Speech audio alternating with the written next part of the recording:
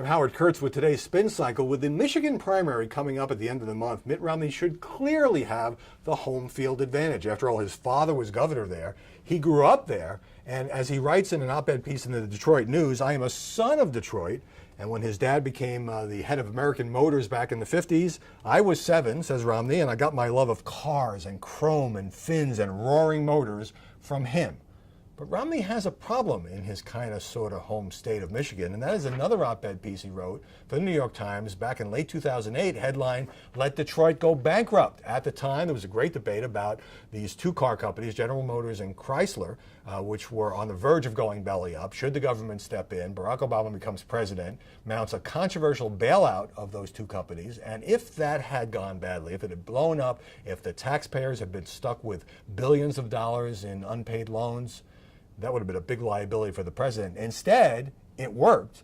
The car companies are now thriving. In fact, GM, $8 billion in profits last year.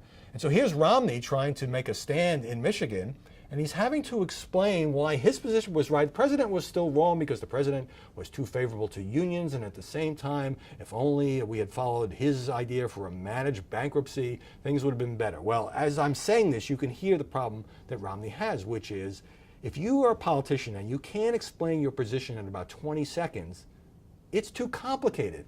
It's too complicated for a bumper sticker, it's too complicated for sound bites, and it's hard, really, for anybody to explain why a policy that appears to have worked on the part of the Obama administration actually was a failure.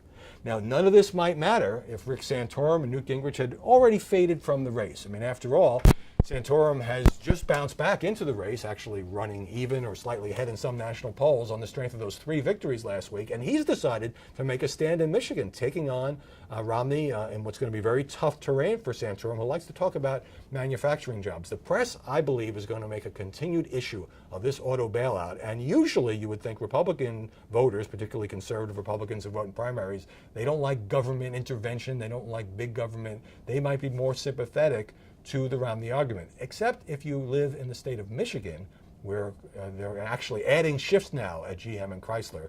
This is one instance, it was actually begun by the Bush administration, where the policy of government intervention and loans seems to have worked. That's a problem for Mitt Romney, and he can't just speed away from it like some kind of car wreck that he doesn't want to look at any longer.